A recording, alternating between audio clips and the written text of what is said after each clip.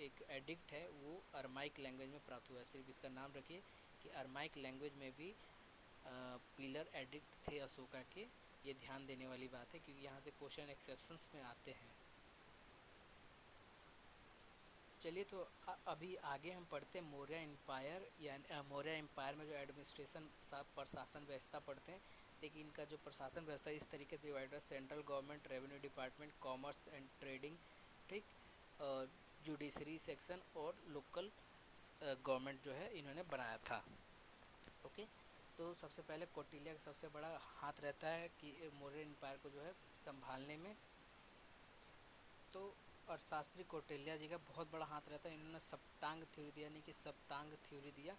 इस थ्योरी में क्या था कि 7 जो लोग होंगे वो एडमिनिस्ट्रेशन को संभालेंगे और किंग जो है वो सर्वपारी होगा। इस थ्योरी के बारे में हम बाद में डिटेल में चर्चा करेंगे क्योंकि ये बहुत इंपॉर्टेंट है यूपीएससी पॉइंट ऑफ व्यू से। तो ये लोकल काउंसिल और लोकल जो मंत्री परिषद होता था जो कि किंग द्वारा असिस्ट किया जाता था, उसके अंदर पुरोहित, सेनापति, युवराज और महामंत्री सम्मिलित होते थे। सिविल सर्वेंट, देखिए सिविल सर्वेंट्स भी होते थे मौर्य एम्पायर में, बहुत इंपॉर्टेंट है, इसलिए तो इम्पोर्टेंट है यूपीएससी के लिए।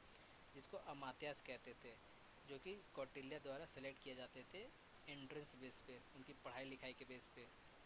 रेवेन्यू डिपार्टमेंट, तो रेवेन्यू डिपार्टमेंट का जो चीफ होता था उसको कहते थे समहर्ता। क्या कहते थे हिंदी में देख ले, समहर्ता उसको कहते थे।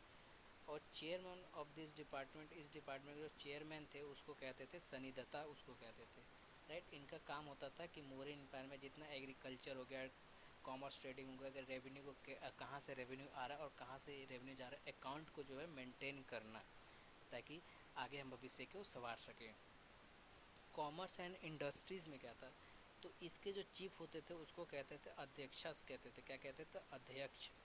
ही मैनेज द कस्टम ड्यूटीज, देखिए ये क्या मैनेज करते थे अध्यक्ष, यानी कि ये बहुत इंपॉर्टेंट है कि अध्यक्ष का कार्य क्या होता था। तो वो custom duty, foreign affairs, weight and measures और 39-27 एड ऑफ किंग, और उनके डिपार्टमेंट में 27 जो है अध्यक्ष हुआ करते थे। ये सही से लिखा नहीं हुआ ना, तो अध्यक्ष लिखा हुआ है, 27 अध्यक्ष हुआ करते थे।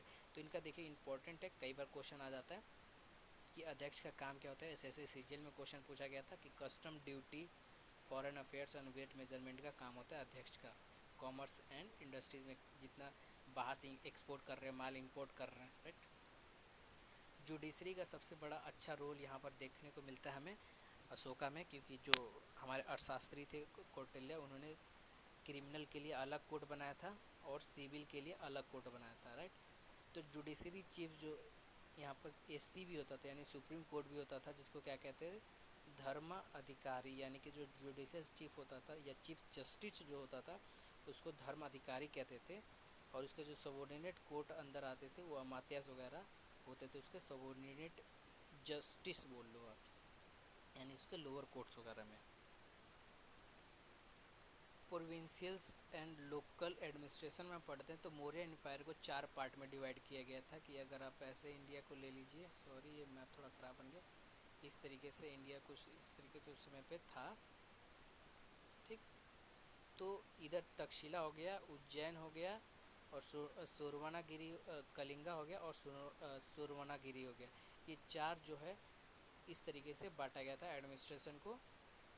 और जो प्रोविंशियल जो था वो गवर्नर अपॉइंट होता था, कहाँ, रॉयल फैमिली, यानी कि जो राजा रजवाड़े की खानदान के होते थे उसको वो गवर्नर बनते थे। जैसे तक्षशिला, उज्जैन, जैसे आपको पता है कि अशोक जो है खुद ही उज्जैन का गवर्नर था बिंदुसार के एज में, राइट। तो डिस्ट्रिक्ट एडमिनिस्ट्रेशन जो था राजूका, जो कि मैंने आपको पहले बताया, ये जज होते थे, ये जो है एडमिनिस्ट्रेशन करते थे डिस्ट्रिक्ट में, यानी कि ये डीएम होते थे। और ये असिस्ट किसके द्वारा किए जाते थे, युक्तास के द्वारा असिस्ट किए जाते थे, यानी कि इसके असिस्टेंट होते थे। विलेज एडमिनिस्ट्रेशन जो है ग्रामीणी के द्वारा किया जाता था। और ये सुपरवाइज़र क्या होते थे, सुपरवाइज़र को कहते थे गोपा। गोपा क्या होते थे, 10 से 15 विलेजेस के हेड होते थे।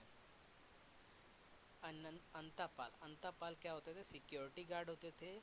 और ये जो फोर्ट होता था, फोर्ट के बाउंड्री पे जो है खड़े रहते थे, राइट। ये फोर्ट है, इसके बाउंड्री पे यहाँ यहाँ युक्ता युक्ता अंतपाल जो है खड़े कर देते थे। और एक इम्पॉर्टेंट है यहाँ पर, government land is called Sita land. क्या कहते थे, सीता ज़मीन कहते थे किसको, जो सरकारी ज़मीन होती थी, सरकारी भूभाग जो होता था उसको। ये सब चीज़ें आपको लूसेंट में मिल जाएंगी, आर.एस. शर्मा की एंशिएंट इंडिया में मिल जाएंगे। आई होप कि आपको यहाँ तक वीडियो जो है अच्छी लगी होगी। आगे बढ़ते हैं कि मौर्यन एम्पायर का डिक्लाइन क्यों हुआ। डिक्लाइन से पहले हम देख लेते हैं कि मौर्यन एम्पायर में टैक्सेस क्या था। तो भागा एक टैक्स था, तो जो 1/4 से लेके 1/6 तक जो है क्रॉप्स जो होते थे, यानी कि उस पर शेयर किया जाता था। और पिंडिकारा जो टैक्स था, ये ग्रुप ऑफ विलेजेस, यानी बहुत सारे जो विलेज होते थे उनके ग्रुप पे शेयर किया जाता था। हिरानया जो होता था ये कैश में टैक्स देना होता था। बाली जो होता था ये वैदिक समय से, यानी कि बाली इंपॉर्टेंट इसलिए कि वैदिक समय से, यानी कि जो हमारा वैदिक काल से कौन सा टैक्स चल रहा था वो बाली चल रहा था, जो कि मौर्य एम्पायर तक चला, गुप्ता एम्पायर तक भी चलेगा ये। इसके बाद है प्राणया, जो कि एक्सपोर्ट और इंपोर्ट टैक्स था, राइट। तो अब decline, cause of fall of Mauryan empire, यानी कि मौर्यन एम्पायर का डिक्लाइन कब हुआ, यानी कि गिरा कब मौर्य एम्पायर पूरी तरह से। देखिए, तो फॉल होने का सबसे बड़ा कारण था कि इनका जो रिएक्शन था ब्राह्मण्स के साथ वो एकदम विपरीत उल्टा हो गया था। क्या कि पहली बात तो जो मौर्य थी वो प्रो बुद्धिस्ट थे, यानी कि बुद्धिज़्म को फॉलो करते थे। और बुद्धिज़्म में क्या रिस्ट्रिक्शन था कि आप सेक्रीफाइस नहीं कर सकते, आप रिचुअल प्रैक्टिस नहीं कर सकते आप। तो इससे क्या था, पुष्पमित्रा जो सुंगा था, सुंगा डायनेस्टी, यानी कि जो वो ब्राह्मण था, तो वो इन सब चीज़ों को सहन नहीं कर पाया और उसने जो है हमला करना स्टार्ट कर दिया। किसके ऊपर, मौर्य एम्पायर के ऊपर। जो लास्ट मौर्य एम्पायर के रूलर थे वो आपको मैं बताता, बृहद्रथ थे, राइट। और दूसरा जो कारण था कि वीक सक्सेसर जो अशोका के बाद आए वो सबके सब वीक सक्सेसर हुए थे, अच्छे रूलर नहीं साबित हो पाए। और छोटे छोटे पार्ट में जो है एडमिनिस्ट्रेशन जो बट गया, यानी कि वहाँ के जो गवर्नर थे अपने आप को वो किंग समझने लगे और अपने आप को जो है स्टेबल करने लगे खुद ही। और उन्होंने जो है हैवी टैक्सेस जो है इंट्रोड्यूस कर दिया था, तो लोग भी निगलेक्ट करने लगे थे मौर्य एम्पायर को। और इन्होंने क्या किया था, इन्होंने ये भूल गए थे कि नॉर्थ वेस्ट जो फ्रंट है वो हमारे अंडर आता है कि नहीं आता, क्योंकि वीक सक्सेसर थे आपस में लड़ रहे थे, डिसयूनिटी थी इनके अंदर। तो नॉर्थ वेस्ट इंडिया को भूल गए थे, तो उधर से जो है उधर से भी जो हमला करने लगे, जो बाहरी आक्रमण होने लगे। जैसे कि चाइनीज़ रूलर थे सिंग हुआंग ताई, इन्होंने क्या किया था, इन्होंने ग्रेट वॉल ऑफ चाइना बना लिया था। उस तरीके का मौर्य एम्पायर ने कुछ नहीं किया कि बाहरी आक्रमण को अपने आप को कैसे बचाया जाए। ये खाली डिसयूनिटी और खुद ही सत्ता स्थापित करने में लगे हुए थे। तो पुष्पमित्र शुंगा जो थे वो ब्राह्मण कुल के थे और उन्होंने क्या किया, लास्ट एम्परर जो था ना बृहद्रथ, उनको जो है मार दिया। और उसके बाद बुद्धिस्ट, बहुत सारे बुद्धिस्ट का इन्होंने परसिक्यूशन किया, यानी बहुत सारे बुद्धिस्ट को इन्होंने मार दिया, किल कर दिया।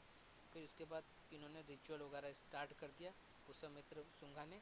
और उसके बाद जो है शुंगा डायनेस्टी आपको मिलेगी, came into four Shunga dynasty, इसके बाद हम पढ़ेंगे, ठीक। आई होप कि आपको यहाँ तक वीडियो अच्छी लगी होगी। अच्छी लगे तो लाइक कर दीजिए, शेयर कर दीजिए दोस्तों के साथ। और आपका दिन शुभ हो। चैनल को कर लीजिए सब्सक्राइब कर लीजिए।